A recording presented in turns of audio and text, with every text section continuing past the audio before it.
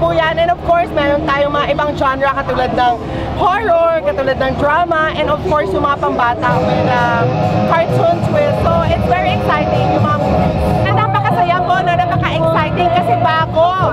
So, para sa akin, laging may nakakatakot ako sa bago, pero at the same time, nakaka-excite kasi hindi natin alam kung ano yung nakahinatnan.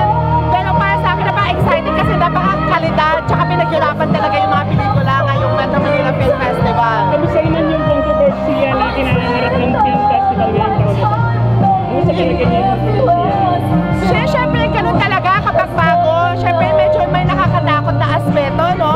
Pero para sa akin, maging bukas lang yung isip natin, maging open sa mga bagong pelikula. Kasi mga pelikula to mga kalidad, international, acclaim, yung mga director na pakagagaling at talaga namang pinili ng mahusay ng Metro Manila Film Festival Board. So, I think people are up for a quality and very exciting list of films ngayong Metro Manila Film Festival.